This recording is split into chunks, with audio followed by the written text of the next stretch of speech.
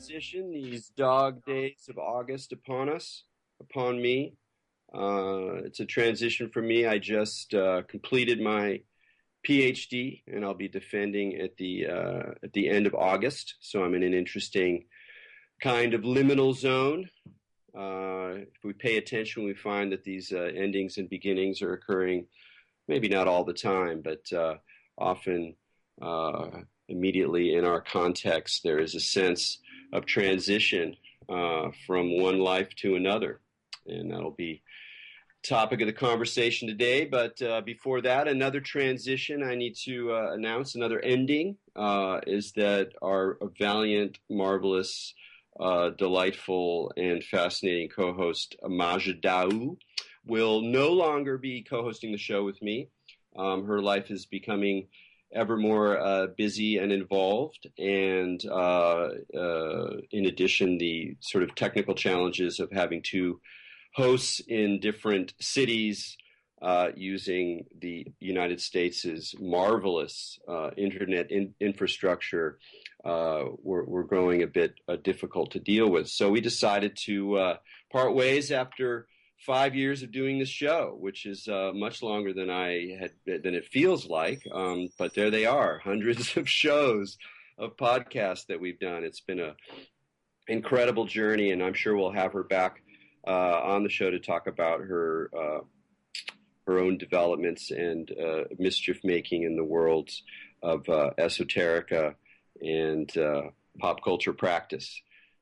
So that's that, and yeah, and in the spirit of the question of transitions, of course, there's always the great transition, the specter, the figure of death lying just over the shoulder. And I have to say that as I get older and as I face end-of-life issues with friends and with family, I more and more sense that death is always in the room. And I don't mean that in a morbid sense, but really as a kind of, well, you could put it extra positively as a kind of opportunity, but I would describe it probably a little bit more as an unavoidable reality.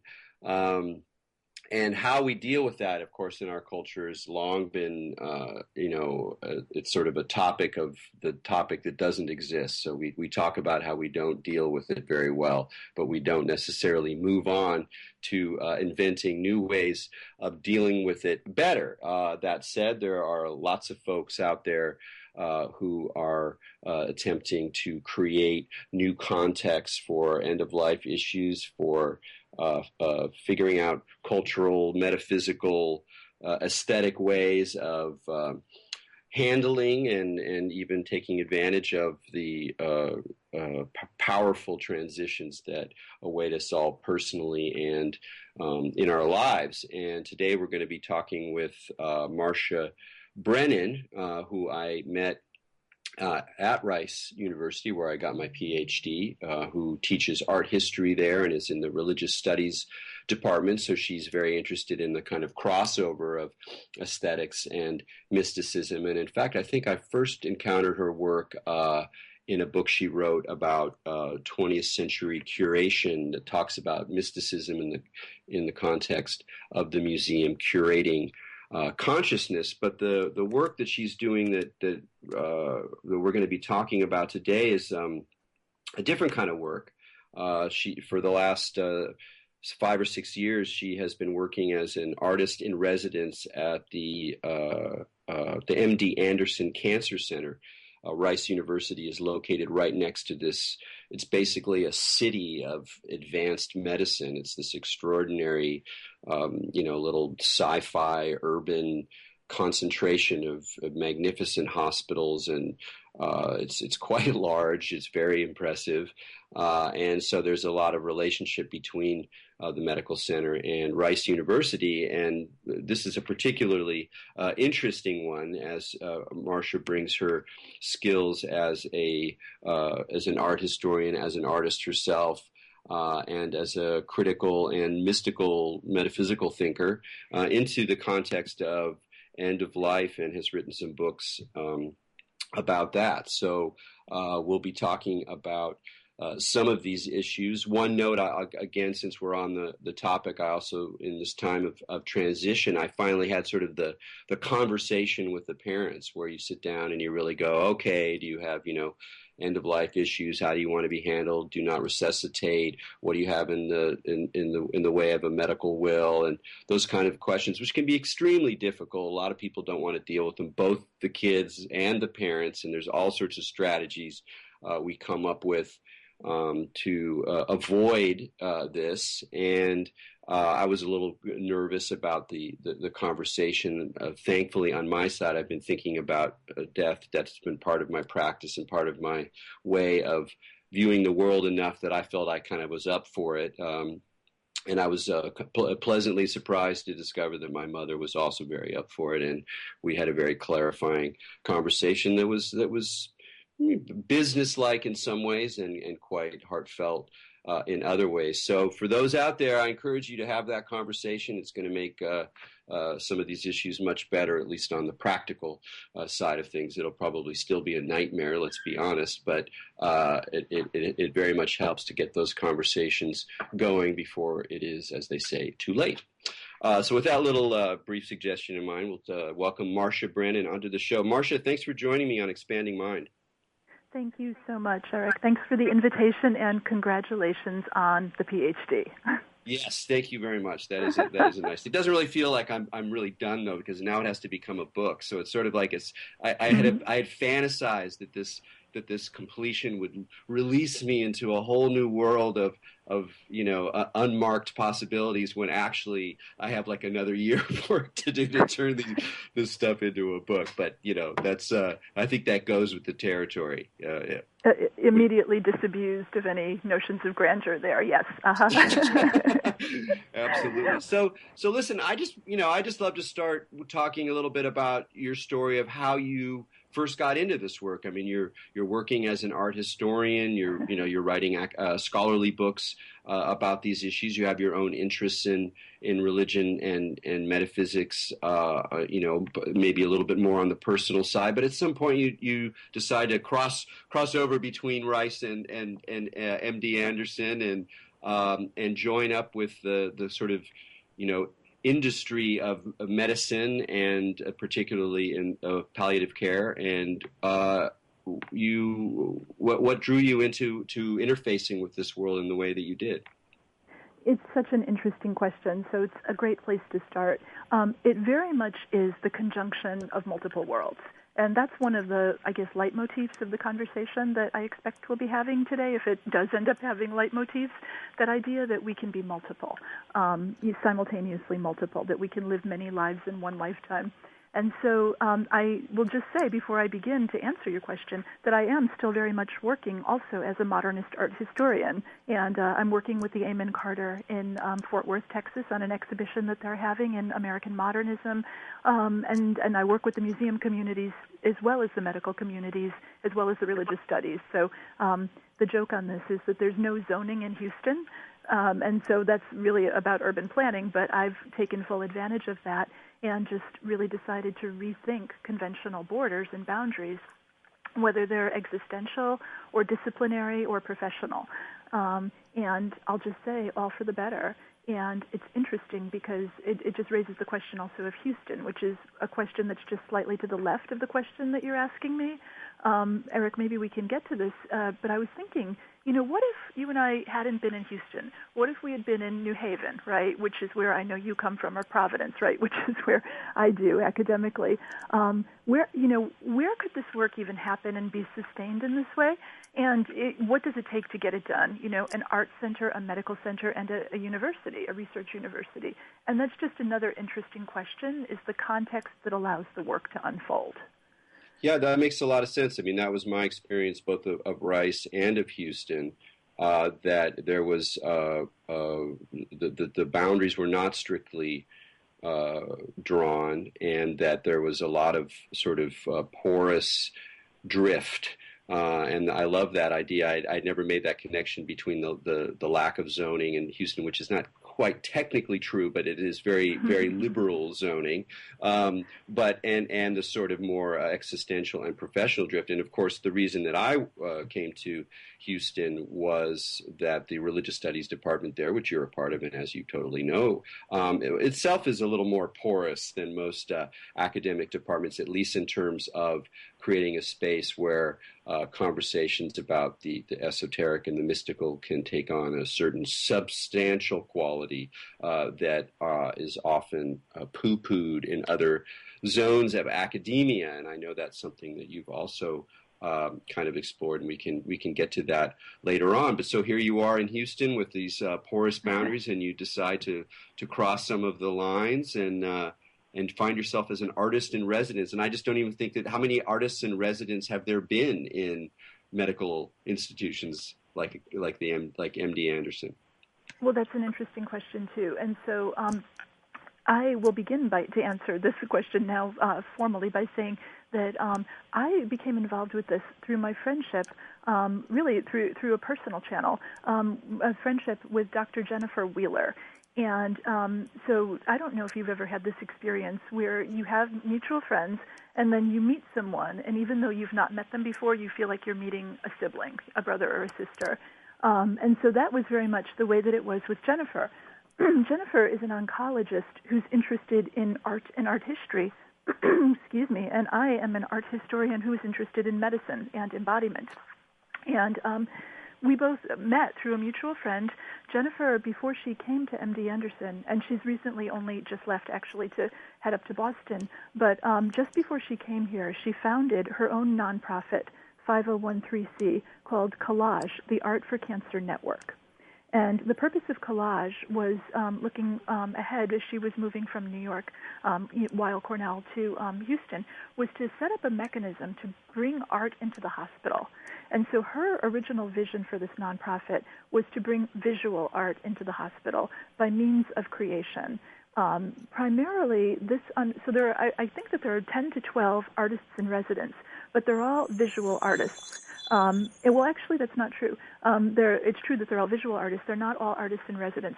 Some run workshops at what is called the Place of Wellness at MD Anderson, and so they're more hosts of those workshops. Others are artists in residence, and they work in chair infusion therapy, particularly for investigational cancer therapeutics, phase 1 trials, some in the breast cancer research area. I believe that there's one in pediatrics. And then there was one on palliative medicine. So there's a variety, but they are all professional visual artists. So that going on, Jennifer and I had a friendship, and I learned about her organization and admired it very much. And so for about a year, she and I just would get together, and inevitably we would always talk about work, among other things, but, so how's it going and what's going on? And I admired, the work that her organization was doing, and I always looked forward to hearing the stories. And so then it came to pass that I had completed the book manuscript for a book that you mentioned. Thank you for that, Curating Consciousness, Mysticism in the Modern Museum. So I had finished writing that book manuscript in 2008, and Jennifer and I were at dinner one night, and I had just sent the publisher the manuscript earlier that week and put it in the mail, and there's always that amazing feeling, which you will soon be experiencing with your own dissertation, undoubtedly. But there's a sense of release and celebration, right, when the transition. So we're at dinner, and I'm talking about this, and I just look over at the table, across the table at her, and I say, Jennifer, I think you should trigger the paperwork for the credentialing process. I'd love to come work with, at MD Anderson with your organization. And she said, really? And I said, yeah, really, I think so. And so that was in the autumn of '08. And the whole process of going into, getting credentialed to go work at MD Anderson, you don't just jump, up one day out of bed and decide that you're going to go do that. It takes months to play out. So it wasn't until March of '09 that everything was in place and I had my badge. And then it all began, and I knew I wanted to work in palliative. And it has been one of the most amazing experiences of my life, and I would not trade one moment of my time for anything. Yeah, it sounds wonderful, and the depth that you've gotten out of the experience is really clear from your writing about it. And that's one of the things that I appreciate is the way that you're clear about how, while on one level you're there to serve and to see how your knowledge and your engagement with art can help facilitate other people's transition and the other people in their lives, and to, sort of to help the process along, that you're also very much yourself enlivened by this work and inspired by it directly. And I think that's something else that it about our culture, and the way it handles death and how poorly it handles death is that we may be willing to acknowledge that we need to have ways of helping other people go through the process of dying or supporting them, but we can't even think about how we might actually personally, I mean, it sounds kind of selfish almost, that's not the way I mean it, but how we personally can benefit and learn more about life precisely by putting ourselves in proximity to these extraordinary, very difficult situation, and to say, yes, there is an opportunity here for us, for the living, as well as the opportunity to serve and to make richer what that very difficult thing can be. So, but what does your practice look like, or how has it evolved? Like, how did you actually? So there you are in the ward. What do you do? What do I do there? So, and I will answer that. But once again, I want to preface this by just absolutely agreeing with what you just observed. It is amazingly non-dual in that just as you are there serving, you too are learning a tremendous amount. You cannot work in a situation like that and not have it touch your life in ways that are all for the better. And so much learning comes about in ways that you would never even expect or imagine or be able to anticipate. And just a brief example of that is not only, really, I do think of each person as my teacher, and I actually have that philosophy in the classroom as well when I go in as a teacher, but a lot of my students at Rice are pre-meds and or health professions majors. And so what I learn, and in the clinical domain, philosophically, existentially, but also in terms of practice and healthcare practice and how a humanistic perspective can be integrated into healthcare practice, translates directly into pedagogical strategies that are tremendously compelling and effective and appreciated for health professions majors.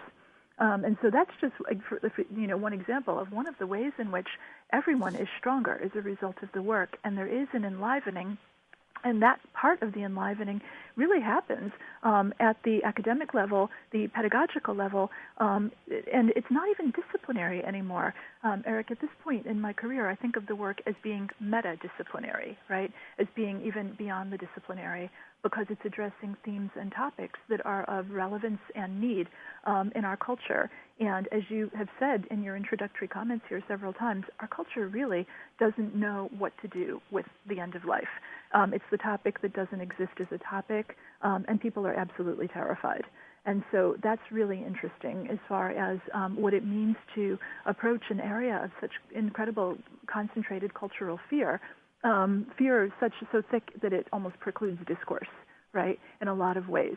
And then to be able to go into that space and to see things that you would never have imagined, and then to have, again, the privilege of being able to carry it back into a broader cultural message, an academic message, a pedagogical message, and it's just amazing, and it just goes on and on.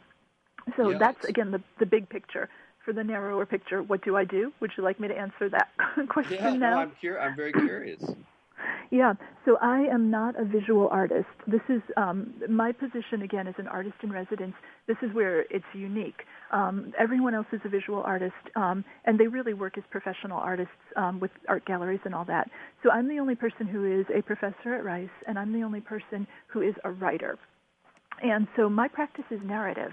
And the narrative practice is such that I will go into a person's room, and I will just knock very gently on the door, and I'll introduce myself, and I'll say, hello, my name's Marcia Brennan, and I am an artist in residence here at MD Anderson. I come on Thursdays usually, and I'll actually be there later this afternoon, so I'll be saying these exact words in just a little bit. But and I visit with patients, and I'm wondering if I can spend just a few minutes with you. And the person in the bed will look at me very carefully, and then they will almost always say yes, which is really wonderful. Sometimes if they've just been given a lot of pain medication, they're just sleepy and they're responding to it, so they're not really in a position to talk. And then, of course, you just have to be very intuitive and very delicate in how everything is approached. But other than that, as long as the person is available and present, then almost always they say yes, and then I ask if I can sit down. And they say yes, and so I bring at MD Anderson. They tend to have these little footstools that are by armchairs, and I always look for one of those little footstools, and I take that as close right alongside the bed, so that I can be as close to the person as possible. That way, they don't have to. We're at eye level from where they are in bed to where I would be sitting on the footstool. They don't have to strain their voices to be heard. Especially that's important if there's a trach tube or if there's high flow oxygen. They can just be as comfortable as possible so that we can just be like two people visiting together. So MD Anderson is an international center, and I'll usually just begin by asking the person where they're from. And they'll tell me, and it can be anywhere from Saudi Arabia to 2 blocks down the road, right? And which is amazing, right there. And so while I go into the room, I work with little handmade paper journals, and I myself have a handmade paper journal, so I don't bring any technology into the room, and that's really interesting too. These people are used to being surrounded by an array of technology. They're used to being medicalized in the institutional environment, and they're used to doctors who communicate right through cell phones and smartphones and other portable electronic devices and not so portable electronic devices. So I just sit down and I just take out my very beautiful little notebook and pen, and as we talk, we just start talking. And as we talk, I just take notes on what the person is saying. My task is really scribal. I just transcribe what they say. And sometimes a conversation will just organically evolve. Sometimes I will ask the person what they love to do. Sometimes I will ask the person if there's an image in your mind of something that has special meaning for you, and it could be anything in the world, but just something special for you, what would that be? And then there'll be a silence, a beautiful silence, and I can see the thinking in their eyes and behind their eyes, and then they'll start talking, and they'll share the image, and everything that they say, I'm scribbling like crazy because I don't want to drop a single word. Because inevitably it's amazing. And as they talk, sometimes once they start talking, they find it difficult to stop talking about this image, or sometimes they'll kind of test the waters and they'll give me a part of it, and then they'll see how I'm responding, and I'll just say, that's amazing, and then they'll say more. Sometimes I'll ask them if it's a scene, can you describe that for me? If it's a place that they've been to that I have not been to, well, what does that look like? I've never been there. Tell me what that looks like for you. And they'll describe that. And then as we go through this, at the end, after we're done with the description, I'll ask questions such as, and how does that make you feel when you think about that image? And I'll also sometimes ask, out of everything you could have come up with, really everything in the whole world, what made you go to that particular image? And again, just astonishing what people will say and how beautiful and meaningful in trajectories that sometimes come into structural patterns and sometimes come from directions that who could have ever guessed. So there's the element. It sounds like it must get sort of almost dreamlike in some ways, because they don't really have a particular context for who you are, what you're doing. They don't have it's not like there's a model of somebody coming asking questions in precisely the way that you are, and it's such a novel time of life. And the associations that must come out must be sometimes very moving and surprising. They're extraordinary and sometimes very mundane, but often extraordinary. The thing about this work is you never, ever know. And that's why there's a great element of humility in this that, again, I just cherish, absolutely cherish, that however much we think we know, guess what? People will say anything, and people will surprise you. And immense wisdom and noetics can come from the humblest places. And so sometimes there are patterns, like if people tell me that they're images of their grandchildren, right, then we go down the line, I ask for names, and can you tell me something wonderful about this child and that? But other times, again, and even still, there can be elements that are just truly novel. So once the person tells me their story, I'm taking notes while we speak, and then I'm putting their words into lines, successive lines that always resemble poetry. When they're done, I will say to them, "Can I tell you the story that I heard you tell me?" And sometimes they'll be surprised that they've actually told a story. And they'll say yes, and I'll read the words aloud. And people are just in tears when they hear the beauty, the absolute beauty of their own voices. And that's one of the big things I wanted to emphasize in our talk today. People are so beautiful. They are so beautiful. And if there's not a mechanism to capture that and record that and then reflect it back, it won't be seen. And so part of the privilege that I feel in being there is really being allowed to serve and to function in that way. It's that kind of a mirror, that kind of a scribe, and that kind of a mechanism for capturing ineffable, extraordinary beauty and presenting it back. And well, it's funny when you're describing that that function you're serving, that has an element of scribe, has an element of mirror, has an element of word, and has a kind of presence, like you're almost allowing yourself to recognize the beauty in the other person, the singularity of another person, is that I can't help think of a topic that I know you've also addressed in some of your writings, and that must come up at least for some of the people that you're dealing with in terms of their spiritual lives, which is the sort of metaphysical register or imaginal register of the angel, of the way in which there's a like that the angel isn't just a sort of metaphysical entity; it's also kind of a function, and it's also something that we have kind of inside us. And I say that because as you were talking about the beauty in each person, I noticed that there are certain, I'll just call them moods that I get into, frames of mind when I'm alone, walking through the world, when everyone I see, and I live near a UCSF, right, a block away from a medical institute, so I walk past it all the time, and I see a lot of people suffering. And I see a lot of people in pain, and I see a lot of people with bandages and limping along with broken bodies and worried about their parents or their kids or whatever. And sometimes I can walk through there and everybody looks beautiful. Everybody. They just, the way they are is like, it's just perfect. It's just beautiful. And it's not something I'm trying to make, but when I slip into those modes, it almost feels not like I'm an angel, but that there's a kind of, and there's an angel possibility within the way that we hold space and recognize that's kind of impassive on one level, but also very, very acute and sensitive on another. I have no idea whether this makes any sense to you, but it's just what appealed to me at the right now is what's coming up. Very wonderful, and again, thank you for saying that. Yes, so many things, too many things to say about what you just said. I'll begin by saying that the term angel itself, from the Latin angelus, is messenger. And the great thing about this is that I'm basically just a tool or an instrument so that people can hear the beauty of their own messages.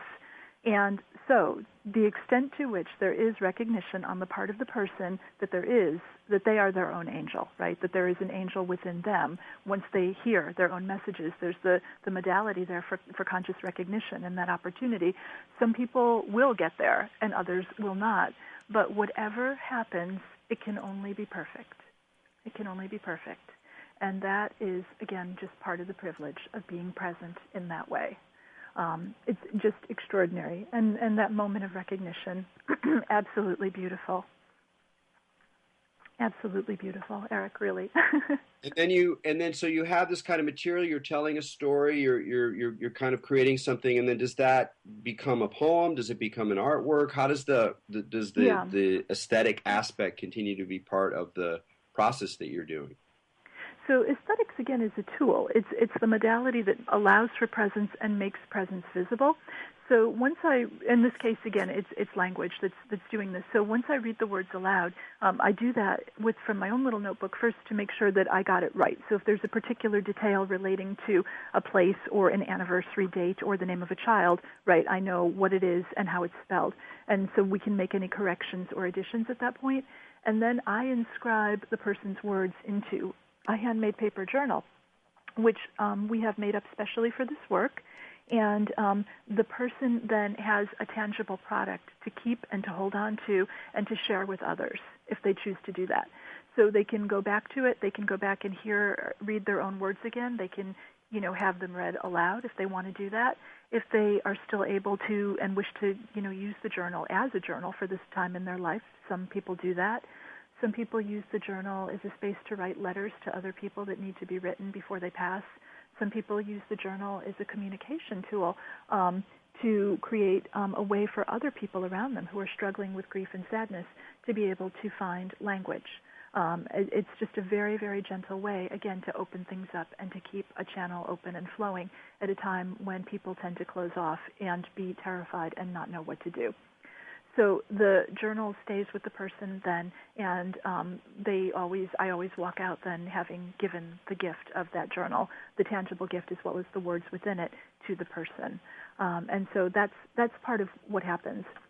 And then, so if the words are particularly, if the words are not so personal, but they contain larger messages that relate to larger themes that other people can learn from, I will ask the person for permission to share the story with others in teaching and research, and then I may explain a little bit about, how at Rice I teach a class on the end of life, and where I'm teaching future doctors about the humanities, and how your story would really be wonderful for them to hear, and may I have permission to share that? And people will always say yes. I've never had anyone say no, and people are just, again, amazed that they have something valuable to offer in a university context. I tell them I give papers at medical conferences, and the doctors could benefit tremendously from hearing this. May I have permission to share? And everyone is just, in their turn, just honored and delighted that their voice will be heard in this way, and that they're part of a teaching mission as well. So the sense of legacy becomes even more extended in this way, just as, again, going back to the very first thing you say, I hope it can help to reshape a cultural model regarding the end of life and what it means to be in that space. Yeah, I want to talk more about that, but we're going to take a break right now. You're listening to Expanding Mind with Erik Davis, and we're talking with Marcia Brennan about art and words at the end of life, and we'll be right back.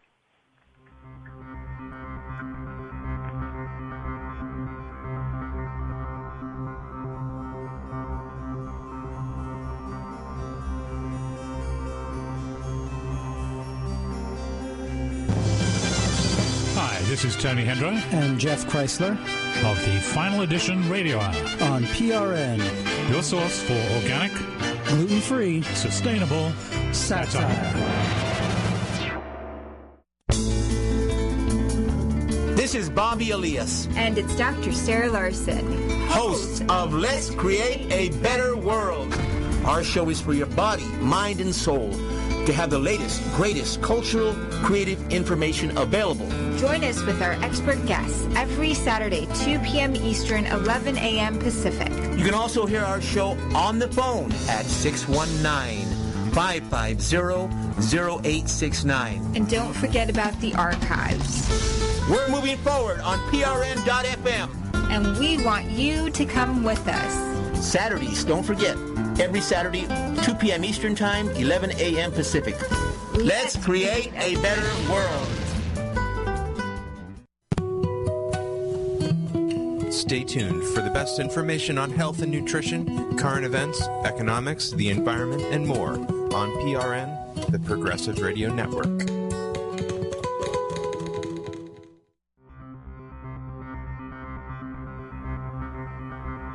Welcome back to Expanding Mind with Erik Davis on the Progressive Radio Network. We're talking with Marcia Brennan. And Marcia, just before the break, you kind of brought up the larger question about our culture's relationship to death and to dying. And I'm, obviously, you've been thinking about these things for a long time. And I know that sometimes questions can get overly general when you kind of talk about society or culture, on some mass level, when there's so many cultures within culture, there's so many societies within society. But I am kind of interested in hearing what you see, either what you notice that's already happening, or where you sort of see places where things might really change, or things might really develop in some interesting ways in terms, particularly of people individually who sense,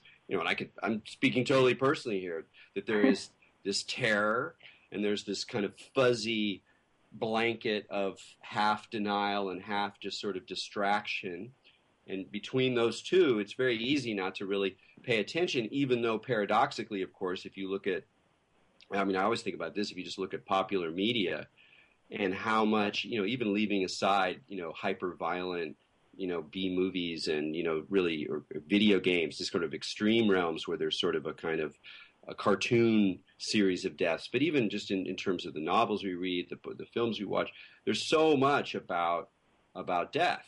And we're fascinated with the word, but we can't look at it directly. And so many people no longer have religion as a sort of, mediating zone of narratives and images to kind of create a sort of portal between this world and some other world that we can't know.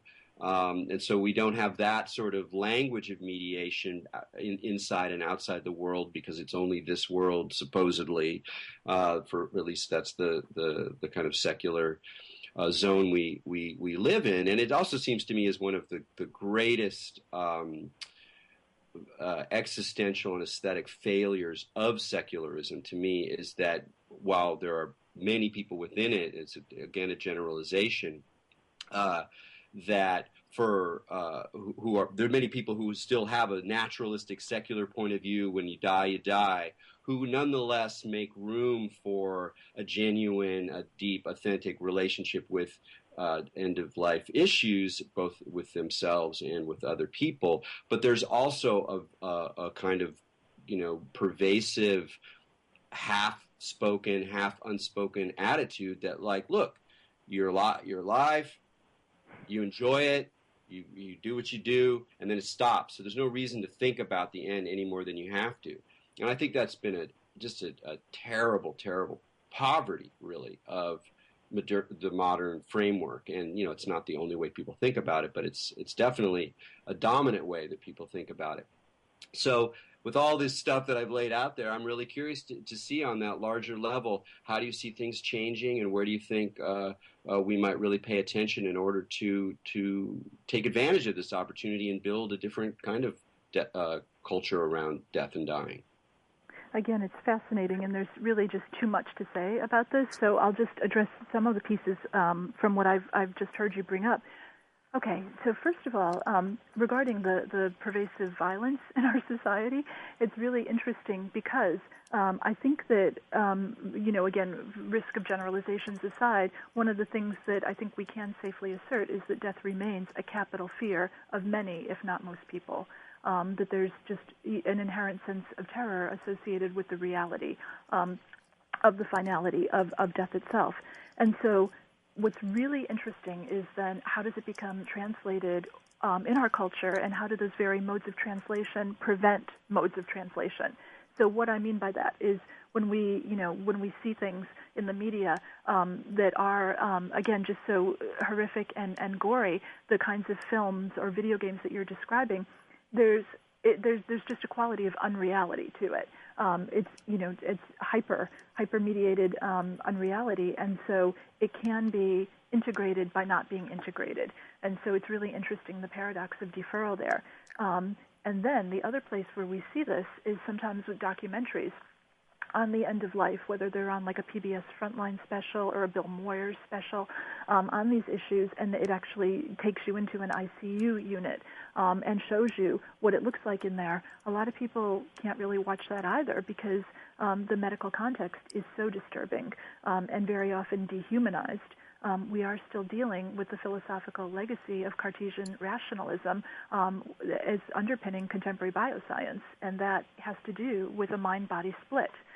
So when people become objectified and nothing but bodies, particularly when they are on different, technological arrays, life support arrays, etc., the question then becomes, at what point do people lose their humanity because of the very technologies and medical contexts that keep them alive?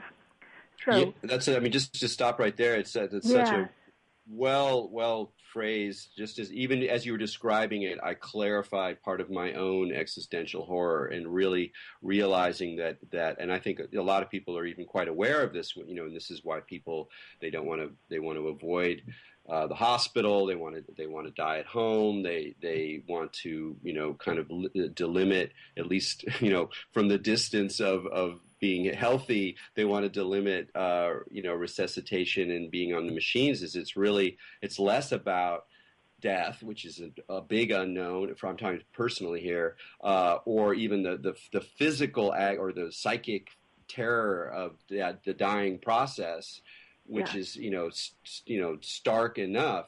But it's really this idea that you'll get trapped in this kind of dystopian horror show that's so ugly and so dehumanizing. That's a lot of, I think, of what motivates people's desire not to think about the situation. Yeah, so dying and death are not the same things, and so that's really interesting. They're related, but they're not the same. And so this is really so. So what I was saying is that, like, the in video games and in movies, slasher movies or whatever, it's so excessive, it's unreal. When it gets right into the documentaries, it's so excessive, it's too real. And so whether it's completely unreal, the lack of realism, or the excess of realism, these are modalities of closing down and not having the conversation, but of our culture reinforcing conceptions of terror, pain, suffering, and its ways of talking about it by not talking about it. So these are the representations that eclipse the representations. So that's part of the problem right there. And then the other thing I just want to mention briefly is that the historian and philosopher who's worked on this extensively is a French scholar named Philippe Ariès, and he wrote some very important books, but one of which is called The Hour of Our Death. And he tracks historically how, with the rise of technologies, particularly in the wake of the Second World War, dying became transferred from an event that happened at home within an integrated social context where it was seen by children, the elderly, and adults, to an institutional context where it was completely segregated, and where even people who were dying are segregated within the hospital from people who are very sick or just mildly sick. And so as technology gave rise to life-prolonging and life-sustaining capacities, it also, in a lot of ways, has created the condition that we face now, where we struggle with the end of life.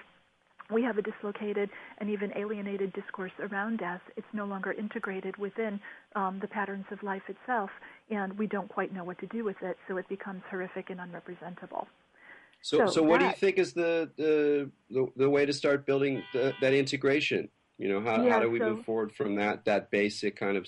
I mean, there's some things that can happen institutionally in terms of how medical institutions handle it, and the kind of work you're doing is sort of showing that there are these integral possibilities that people are exploring. But I guess my question is a little bit more on a kind of attitudinal or a way that in a kind of cultural consciousness, a way that people can sort of shift more generally into a greater openness or acceptance that this is always an integral part of life. Yeah, no, this is this is one of the biggest topics that I think our culture is facing at this time. So I'm sure, Erik, you've seen Atul Gawande, right, from Harvard Medical School, the surgeon and professor there, wrote a New York Times best-selling book called Being Mortal, right, Medicine and What Matters in the End.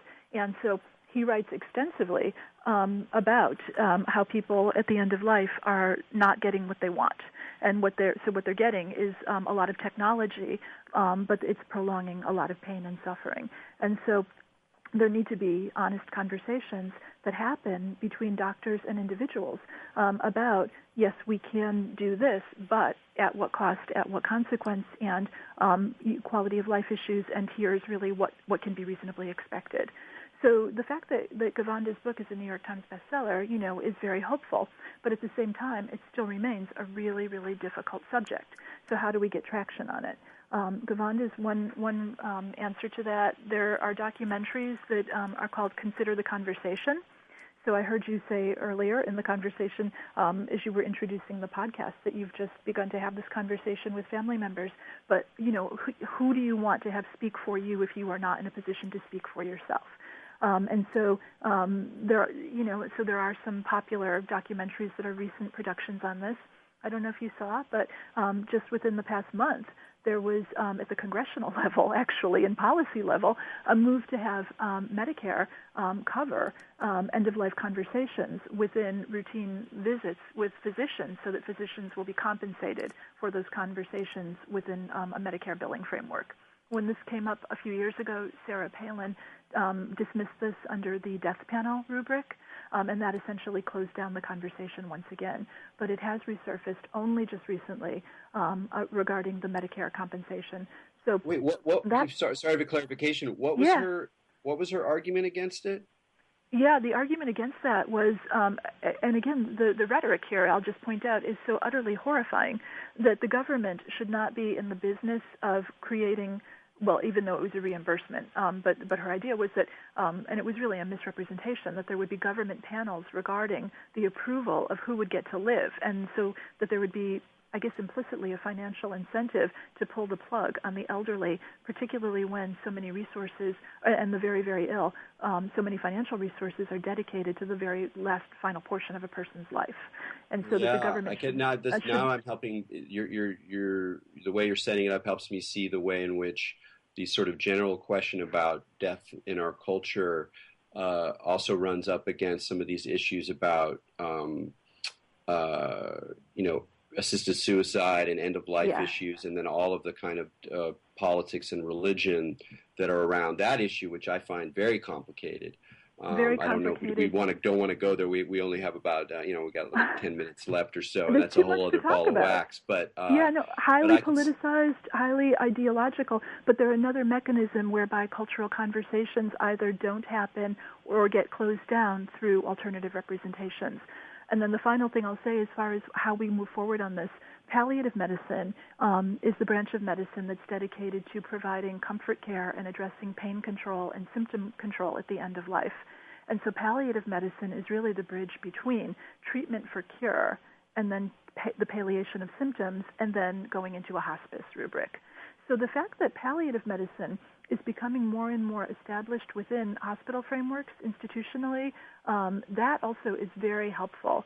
And what's interesting about that, you can track within different major hospitals, even the Texas Med Center is just one, but how many palliative care physicians they have on staff for how many beds, right? And you'll see that there is it's not large, but it's there and it is growing. And what I expect is that as we have an aging demographic, and again the use of high-tech medicine, that there will be a compensatory push for personalized care that is not about necessarily technology and aggressive treatment for cure, but that acknowledges the need for comfort within a compassionate healthcare environment, and that palliative medicine will be a growing field in response to that cultural need.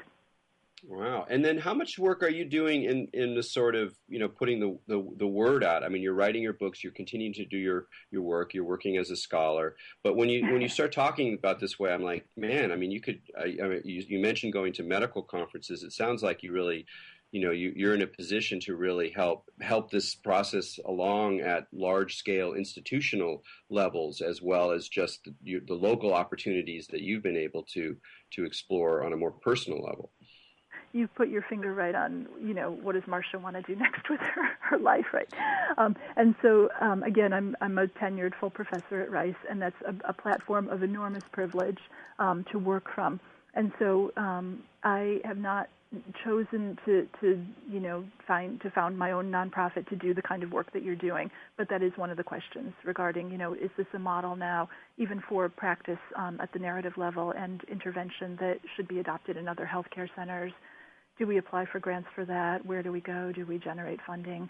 How do we measure results on this? How do we measure outcomes? So that kind of conversation, there are people who have encouraged me to go in that direction. And to date, I have not pursued that direction. I work 7 days a week. Erik, I probably shouldn't be saying this on radio, but I do. And so between the full-time teaching, the scholarly work, right, and the clinical work, that has taken up all my time. And so then as far as shaping the discussions at that other level, that would involve a time of a commitment of resources and time and energy. And so then which part do I give up, right? Do I stop going in at the clinical level? Do I take a break from teaching? Do I stop writing and working as a scholar? And I just haven't I've been reluctant, right, to let go of any of those pieces because I cherish them all so deeply. It's funny. You're gonna have to let go. I don't want to, right? I know it's all about letting go. Part of letting go, you're gonna have to let go of something. If it goes in that direction, right, or it could be that others, take the work and take it to that level, and I'm still doing being a content provider, right? So that is the juncture of where we are now. Actually, what do you think I should do? Yeah, that's a tough one. I don't know. I mean, because of your placement and your how articulate you are and how you are operating in these multiple worlds. I mean, you really are in a good place to be more of a spokesperson. And it's not the most whether you create your own nonprofit or you go out and spread the word. I mean, there's a lot of different ways to do that. But you may find that a sort of unfortunate thing that I've seen in a lot of people where that your work ends up graduating you to a sort of level where you maybe aren't quite doing all the things that you wanted to do initially that brought you into it because the world has a place for you. Yeah, really. There you go. You succeeded. Great. Congratulations. And also, especially when you think about scholarship. I mean, scholarship is incredibly satisfying, but you've already accomplished a great deal there, written a number of books, and so your life may be taking you in another direction. I'll be looking forward to seeing it. But we still have a few minutes here, and I know it's another top, but I just wanted to give a little kind of flavor of the most recent book you put out, The Heart of the Hereafter, and you talked about one thing to bring it back into the situation of actually being in the room, being with people, working with them, hearing their stories, is you talk about the quality of love, different qualities of love, different aspects of love that become visible, that become present in these situations that are, in other ways, are also so terrifying. And I kind of ask you this partly because there is so much fear around it. I have the fear. Everybody I know has this fear. A spiritual practitioner I know, he's in his 60s, very serious guy, very intellectual, very courageous fellow, has done a lot of work on himself. And he finally said to me, he goes, when I was younger, I thought I kind of had my angle on death. I was doing this work and this mysticism and stuff. And now I just have to just be completely honest. That it terrifies me. Mm-hmm. And so I also love this idea that there's this kind of an element of a kind of, revelation of love is part of what you have been seeing and working with. So even though we only have 5 minutes or so, I would love to hear a little bit about that. Love, and this is the great message of the book. So thank you for, the most recent book on this is called The Heart of the Hereafter, Love Stories from the End of Life. And one of the unexpected and amazing things that I have found while working for over 6 years now in a palliative care context is the end of life is all about life itself and the many types of love that we experience as human beings. And if anybody who hears this podcast only takes one message away from this whole hour, or when I teach my seminar and the end of life at Rice, if that's the only message that they get, the end of life is all about life itself and the many kinds of love we experience, then I will have done my work and I will be happy. So in The Heart of the Hereafter, what I realized when I was writing another book, that this was a book that emerged within the book, that there were all different kinds of love that come up in these stories that people tell. Everything from philanthropy, right, and love of mankind at the most foundational level through social services and education and healthcare professions, through understanding oneself and developing self-love and self-respect, amour propre, amour soi, to love within a community, agape, through romantic love, very, very much present at the end of life. When you've seen couples who've been, have had the whole ride together for multiple decades, Eros is still present at the end of life and becomes expressed in unbelievably beautiful ways. Maternal love and parental love, right? Love of home, Storge is very much there. And then the different kinds of spiritual love that I see. I see caritas or charity in many different forms. I see people coming into spirituality in many different modalities of expression. I see grace, I see enlightenment, and then I see transcendence and near-death experiences. So everything, all about love, and all different kinds of love, more than we ever could have thought of. But I'll just bring it back again because I am a teacher, right, and a scholar. Philosophy, what is that? A love of wisdom. People at the end of life can be our great wisdom teachers. This is a period of profound insight, really can be. And so then how do we begin to integrate that wisdom? Some of which is noetic, some of which is existential.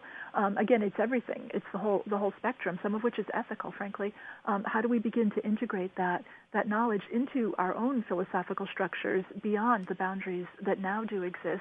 And how do we love doing that? How do we create the space for love and for discourses on love to be taken seriously in ways in which our culture, again, doesn't really know how to do that? And so it's not just that our culture is terrified of death and enamored with love. It is that. But both are so much more than we ever thought possible. How do we create the images and representations that make those conversations possible? That's very much where I see the work. Yeah, that's quite an interesting load. It's very interesting to me.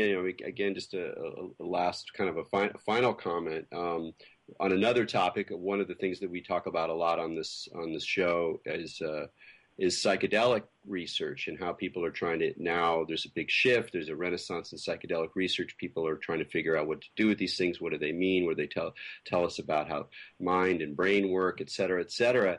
But to me, by far the most interesting aspect of it is some of the research in the use of psychedelics for people who are facing end of life terrors and concerns. And it's not so much it's not to say something specifically about psychedelics, but it's that I think that these places where we cross worlds, where multiple worlds are in conjunction, are really the leading edge of where we can do work in our society across the board. It's not about disciplinary knowledge. It's not about established institutions. It's obviously there's so much inertia there.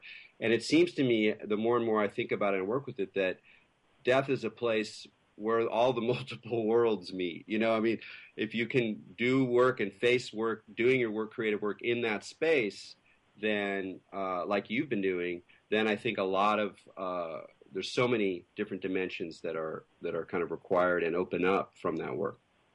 I'm going to sound like a professor of religious studies because I guess that's what I am, but for my money at this point, Erik, birth, death, and marriage. That's where the action is. Well, you know what? We're going to have to leave it on that. I think that's a great place to stop. Marcia, thanks so much for joining us on Expanding Mind. Thank you so much for having me. It's just been a pleasure. Great. All right, so you can check out Marcia Brennan's books. They're on Amazon, as you might expect, as well as other places. And for me to all you out there, keep your minds open.